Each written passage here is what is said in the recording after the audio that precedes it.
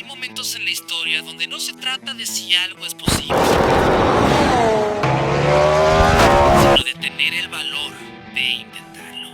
En 1962, John F. Kennedy dijo que Estados Unidos iba a llegar a la luna, no porque fuera fácil, sino porque era difícil.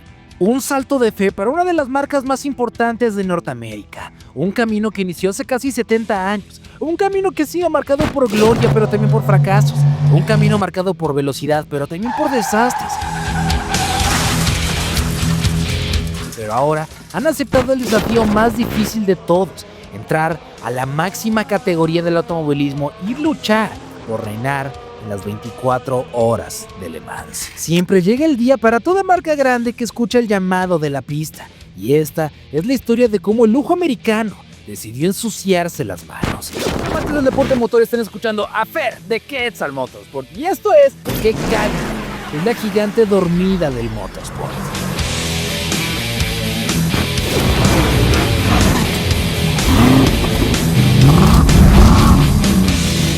A principios del siglo XX, Cadillac ya era sinónimo de lujo americano. No era un auto rápido, no era un auto de carreras, era el símbolo del poder industrial estadounidense.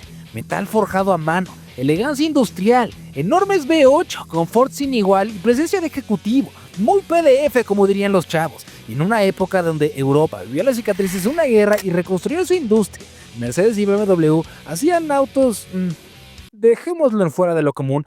Cadillac representaba la otra cosa: prosperidad, abundancia, el dominio de la carretera, no la pista. No había necesidad de probar esa capacidad. Si eres el rey, bueno, ¿para qué demostrarlo? Pero en 1950, Cadillac protagonizó uno de los episodios más extraños y gloriosos de su historia automovilística. Un grupo de entusiastas norteamericanos decidieron llevar una marca a un terreno que nadie esperaba: las 24 horas de Le Mans. Vamos, todos sabemos lo que se necesita para correr y lo que representa correr en Le Mans: esquivar rezagados, choques monumentales, incluso tragedias que marcaron una época en el automovilismo. Esa aparición fue enteramente impulsada por equipos privados, no por un programa oficial de fábrica. Vince Cunningham, uno de los nombres más audaces del motorsport estadounidense de la época, un empresario con un sueño: ganar con una marca estadounidense en Le Mans. Él escribió 2 Cadillac Series 61 para competir en la edición de 1950 del clásico francés. También participaron los hermanos Miles y Sam Collier en otro Series 61. Y en esa misma carrera, Sidney Allard y Tom Cole Jr. lograron sorprendentemente un tercer lugar en la general con un Allard J2 impulsado por un motor Cadillac V8. Pero a pesar de que no eran autos de un programa de fábrica, el hecho de saber que 3 de tus autos lograron completar la carrera y un motor tuyo se consagró con un podio en la carrera más mítica de la historia humana era sin ninguna duda algo que cautivó la atención de la propia marca. Los otros 2 Cadillac Series 61 entrados en esa prueba eran máquinas gigantescas comparadas con los ligeros deportivos europeos. El coche apodado Petit Patou finalizó 10º en la general, a pesar de ser un sedán adaptado con un motor V8 y equipo mínimo. El otro coche del equipo Cunningham, conocido como Le Monstre, perdone, yo no parlé francés, por su extraña carrocería diseñada en aluminio para intentar mejorar aerodinámica, terminó 11º, sobreviviendo al brutal desgaste de la carrera. Cadillac demostró que sus motores y su ingeniería podían soportar 24 horas de carrera sin sucumbir a la fatiga mecánica, algo que hoy sigue siendo la prueba definitiva para cualquier constructor. No estaban buscando gloria deportiva ni títulos internacionales. Su enfoque seguía siendo un mercado de lujo en Estados Unidos. Pero ese experimento en Le Mans del 50 quedó grabado como una anécdota brutal. Gigantescos V8s americanos compitiendo contra bólidos europeos en la carrera de resistencia más exigente del mundo. Y aunque Cadillac no volvió a Le Mans inmediatamente, después de su experiencia, ese capítulo inicial fue el primer eslabón de una historia que terminaría conectando a la marca con la élite del motorsport. Después de su histórica aparición en Le Mans del 50, Cadillac no construyó un imperio en las pistas, construyó un imperio en las calles. Durante los años 60 y principios de los 70, la marca se consolidó como el máximo símbolo del lujo americano. Enormes V8, carrocerías interminables, interiores dignos de un despacho presidencial y una filosofía clarísima. No estaban hechos para correr, estaban hechos para reinar. La corona americana. Pero entonces llegó el 73 y con ello la crisis del petróleo que golpeó el mundo como un martillazo. La gasolina dejó de ser barata, los gobiernos comenzaron a imponer regulaciones ambientales más estrictas y de pronto tener motores gigantescos dejó de ser motivo de orgullo para convertirse en un problema gigantesco. El mercado cambió radicalmente, los muscle cars desaparecieron, se desplomaron. Los programas deportivos se congelaron y prácticamente toda la industria estadounidense entró en modo de supervivencia. General Motors se las ideó para crear un Corvette con un 7.0 litros con 120 caballos de fuerza. Carajo, es más difícil hacer eso que ponerle más potencia a un motor. Las carreras también pagaron el precio y muchísimo. Muchas categorías perdieron el apoyo, los presupuestos se redujeron y la prioridad pasó a la velocidad, al consumo. En ese contexto, Cadillac tomó una decisión fría pero lógica. Esa espina de tener un gran desempeño en carreras de resistencia tenía que esperar. El mundo no era el mismo de la resistencia que se miraba de lejos. Y la Fórmula 1, bueno, ya ni se diga. Así comenzó una ausencia que duraría décadas.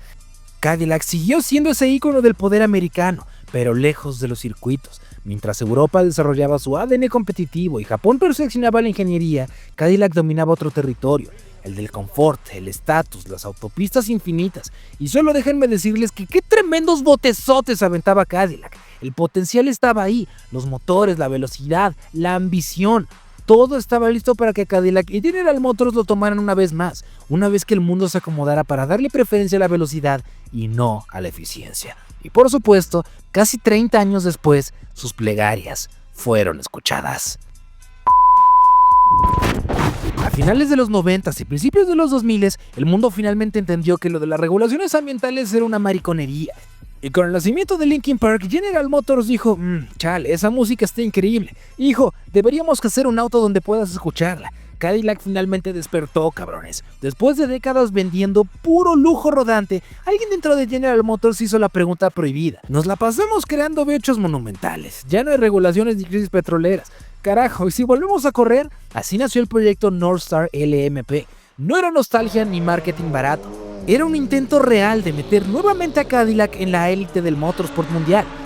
El arma elegida fue un prototipo Le Mans Prototype desarrollado junto a Riley & Scott, impulsado por un V8 Northstar de 4.0 litros naturalmente aspirado, un motor derivado del bloque que Cadillac usaba para autos como el XLR, pero llevado al extremo. No era el motor más confiable, pero en esta versión y en este prototipo tenía más de 600 caballos de fuerza, chasis de fibra de carbono y aerodinámica diseñada exclusivamente para la resistencia. Cadillac regresó oficialmente a Le Mans en el año del 2000 y no llegó tímido, llegó con 3 autos, con presupuesto serio, con pilotos experimentados y con hambre. El problema es que Europa no estaba esperando a América con los brazos abiertos. Audi ya estaba construyendo su dinastía con el R8 LMP. BMW, Panasonic y Toyota tenían programas mucho más refinados. Cadillac era rápido en recta, sí, pero frágil en confiabilidad y todavía verde en desarrollo. Los resultados fueron duros. En Le Mans del 2000, los Northstar LMP sufrieron problemas mecánicos y ninguno logró terminar la carrera. En el 2001 la historia fue parecida, mejoras visibles pero aún lejos del ritmo y la fiabilidad de los líderes. Cadillac estaba aprendiendo a golpes que Europa llevaba décadas perfeccionando. Y entonces pasó lo más Netflix posible. Después de solo 2 temporadas, General Motors canceló el programa, sin despedidas épicas, sin finales cinematográficos. Simplemente apagaron el proyecto Northstar LMP y se convirtió en una nota de pie de página. Un intento valiente, caro y breve, pero también en la primera prueba moderna de que Cadillac sí quiere correr, solo que todavía no estaba listo. Le faltaba aún dar ese paso en la fiabilidad, ese callo que solo se consigue fallando. Y eso fue justo lo que pasó. El gigante había despertado, pero aún estaba aprendiendo a caminar.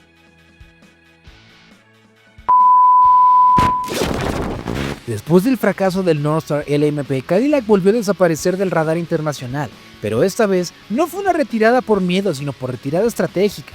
General Motors entendió algo fundamental: no podían llegar a Europa a improvisar, primero tenían que aprender a ganar en casa. Así comenzó una reconstrucción silenciosa. Durante la década de los 2010, Cadillac comenzó a meterse poco a poco en la IMSA, el campeonato de resistencia más importante de Norteamérica, primero con programas GT y luego observando desde fuera el crecimiento de la categoría DPI, una fórmula diseñada específicamente para atraer fabricantes con prototipos relativamente contenidos en costos, libertad técnica razonable y carreras largas, donde la fiabilidad vale tanto como la velocidad. En 2017, Cadillac regresó definitivamente a los prototipos con el DPI BR, y esta vez todo era diferente. El auto fue desarrollado junto con Dallara, con un chasis moderno y un brutal V8 atmosférico de 6.2 litros, derivado del motor LT1 de Chevrolet, un motor conocido por ser el puto Dios. Si el Northstar de los 2000 era un motor sumamente inconfiable y una basura en general, el LT1 era lo opuesto. Era uno de los motores más modificables de la historia. La familia LT de Chevrolet son uno de los motores de los más queridos y los más conocidos a nivel mundial por aguantar macizo la potencia y sin quebrarse durante los stints largos en la noche. Obviamente no era el motor de calle, sino una versión modificada, pero el alma estaba ahí, empujando más de 600 caballos. Nada de motores pequeños turbo ni experimentos raros. Un V8 grande con carácter americano, con sonido de trueno y con un enfoque claro hacia la resistencia pura. Pero lo más importante no era el motor, era la mentalidad, porque Cadillac no llegó a la IMSA para aprender, llegó para ganar. Desde su primera temporada, el DPI BR comenzó a combinar. Llegaron las victorias en Daytona, en Sebring, en Petit Le Mans, acompañadas de campeonatos consecutivos. Equipos oficiales como Action Express y Wayne Taylor Racing contaban con alineaciones de pilotos de primer nivel, y mientras otras marcas rotaban programas o entraban y salían del campeonato, Cadillac se quedó, desarrolló el auto año tras año, refinó la dinámica, mejoró la fiabilidad y construyó una estructura sólida. De pronto ocurrió algo muy simbólico. Cadillac se convirtió en el estándar. Si querías ganar la IMSA, ahora tenías que vencer a Cadillac. Ahora sí, ya había despertado del sueño. No era el auto más bonito ni el más sofisticado, pero sí el más constante, el más fuerte en carreras largas y el que rara vez se rompía, el que siempre estaba ahí cuando caía la noche y empezaban los errores. Entre el 2017 y el 22, Cadillac acumuló múltiples campeonatos de pilotos, equipos y fabricantes que donde ganaron varias ediciones de las 24 horas de Daytona. Dominaron Sebring y se adueñaron del campeonato, que pasó de ser un experimento americano a convertirse en el pilar del paddock. Y ahí ocurrió el verdadero punto de quiebre. Cadillac dejó de verse como una marca de lujo jugando las carreras y empezó a verse como un fabricante serio de prototipos. IMSA fue su laboratorio. Ahí aprendieron a gestionar stints largos, ahí perfeccionaron estrategias, ahí formaron ingenieros, ahí construyeron confianza y ahí probaron que podían sostener un programa competitivo durante años sin abandonarlos al primer tropiezo. Cadillac no solo volvió al motorsport, volvió con disciplina, con estructura y con cultura ganadora. Y como diría John F. Kennedy, alias el Sesos Locos, no hacían las cosas por ser fáciles, sino por ser difíciles. Y si no las hacías, eras puzzle. No es cierto. No tenías valor realmente. Viendo cómo conquistaron la IMSA, el techo eran las dos categorías de clase mundial restantes, el WEC, es decir Le Mans, y claro, en un futuro medio-largo plazo, máxima categoría del automovilismo. El Cadillac V-Series R es mucho más que un prototipo, es la culminación de años de aprendizajes, de fracasos, de estrategias y de perseverancia. Después de dominar la IMSA con los DPI, Cadillac finalmente se atrevió a competir de lleno en la FIA World Endurance Championship, o mejor conocido como el WEC, con un hypercar basado en las reglas LMDH que combinan potencia, eficiencia y resistencia. El proyecto fue construido sobre una base técnica moderna, con chasis de Dallara, un V8 híbrido potente y la ambición de competir de tú a tú contra gigantes como Ferrari y Porsche. Desde su regreso a la resistencia, el V-Series R no ha sido una simple presencia de relleno en la parrilla. En el 23, Cadillac consiguió su primer podio en las 24 horas de Le Mans en más de 20 años, terminando tercero y demostrando que podía pelear de forma consistente contra los hypercars europeos más experimentados. En el 25, con el equipo Team Jota, volvió a demostrar la velocidad del coche, a lograr ganar la pole position para Le Mans en 2025, con dos V-Series R, ocupando las dos primeras posiciones. En un momento histórico que marcó una de las primeras veces que un fabricante estadounidense dominó la calificación en la categoría Hypercar. Pero lo más emblemático vino en las 6 horas de Sao Paulo en el 2025, donde Cadillac logró su primera victoria internacional en la categoría Hypercar con un 1-2 absoluto, comandando la carrera de principio a fin frente a rivales como Porsche y Ferrari. Ese triunfo es enorme, no solo por el resultado en sí, sino porque representa un fabricante estadounidense que durante años fue novato y experimentado, ahora está luchando por víctimas en el escenario más competitivo del automovilismo mundial. El V-Series R no solo es rápido en la tanda, ha sido constante, fiable y capaz de resistir a horas y horas de las condiciones más exigentes en la resistencia. Lo que hace especial este auto no es solo su rendimiento, sino lo que simboliza. Cadillac no llegó a Le Mans con nostalgia o exhibición, llegó con un proyecto sólido, con tecnología híbrida y con un equipo estructurado con la mente ganadora. Tras años dominando en IMSA, aprendiendo de funcionarios técnicos y pilotos, el salto al WEC fue un paso lógico, pero requiere una mezcla brutal de ingeniería, estrategia y voluntad. La victoria en Sao Paulo y las poles obtenidas muestran que Cadillac ya no solo está participando, realmente está compitiendo. Y este progreso tiene un significado enorme cuando lo conectamos con su entrada a la Fórmula 1 en el 26. Equipos como Haas o equipos privados han intentado entrar sin tener detrás una base sólida de experiencia internacional y desarrollo técnico. Muchos han fracasado o apenas sobreviven. Cadillac, en cambio, llega con la lección de años de resistencia, con pilotos experimentados como Sergio Pérez y Valtteri Bottas, con un proyecto que, aunque ambicioso, está respaldado por resultados tangibles en la resistencia global.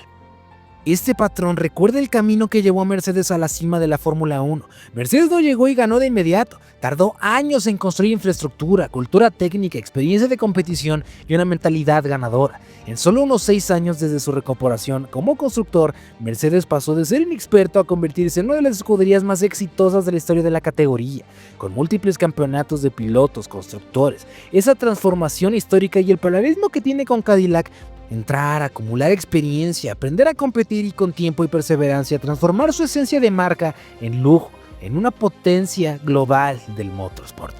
Y en esta historia, al final, lo que vemos no es solo un auto o una marca peleando por victorias, lo que vemos es perseverancia humana, la capacidad de levantarse después de décadas de escena, de aprender de cada derrota y de volver con más fuerza, enfocándonos cada desafío no como un obstáculo, sino como una oportunidad de crecer.